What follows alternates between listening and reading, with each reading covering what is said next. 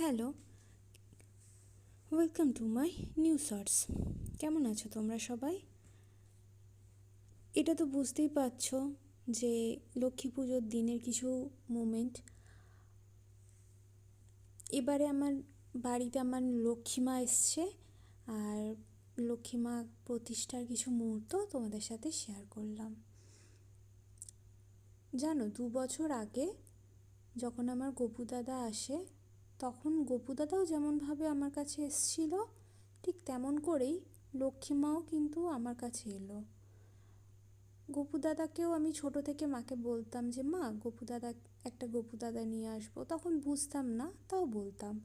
কিন্তু মা আমাকে বলতো যে গপু দাদার সেবার অনেক দায়িত্ব। তখন তো ছোট ছিলাম, তখন তো অত মানিয়ে গুছিয়ে সব কিছু করতে পারতাম না। তাই মা বলতো বড় হ, তোকে কিনে দেবো। কিন্তু বড় হওয়ার পরেও অতটা গুছিয়ে করতে পারতাম না।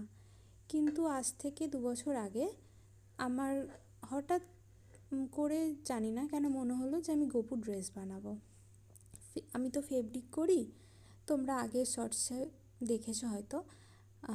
আমি তো ফেব্রিক করি, তো আমি গপুর ড্রেসের ওপর ফেব্রিক করলাম। গপুর ড্রেসের ওপর ফেব্রিক করার পর কাস্টমার খুব ভালো রেসপন্স দিল, অনেক হিউজ অর্ডার এলো। সেই সময় আমার হঠাৎ করে মনে হলো যে আমি গপুকে নিয়ে আসবো। তখন মাকে বললাম, আমার মা বলল নিয়ে আয়। এবার শুধু তো গপুকে আনলে হবে না, তার সেবার সমস্ত কিছু দায়িত্বও নিতে হবে। তখন সব কিছুই ছিল, কিন্তু কিছু জিনিস যেগুলো ছিল না, সেগুলো সব টাকা ওরই টাকা দিয়ে নিয়ে আসা হলো। আমাদের তো কিছুই নয়, সবই তো ওর, তাই আমি ওরই টাকা বলি। তো ওরই টাকা দিয়ে সব কিছু নিয়ে আসা হলো। তারপর থেকেই আমাদের বাড়িতে জন্মাষ্টমী খুব বড় করে পালন করা হয়।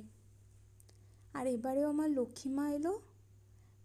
লক্ষ্মী মায়ের শাড়ি, লক্ষ্মী এত হিউজ অর্ডার এসছে, তো লক্ষ্মী মাও সেই লক্ষ্মী মায়ের দেওয়া টাকা দিয়েই চলে এলো। আমাদের কিছুই করতে হলো না, নিজেই চলে এলো। সবই ওনাদের কৃপা। আমরা চাইলেও না আসবে না। আমি 2 বছর ধরে ভাবছি লক্ষ্মী মাকে আনবো, কিন্তু ওই যে আমরা চাইলে আসবে না যতক্ষণ না তাদের ইচ্ছা হবে আমাদের বাড়িতে আসার। আচ্ছা, এটা গেল পার্ট 1। পার্ট 2 আসছে। কেমন লাগলো জানিও সবাই। টাটা।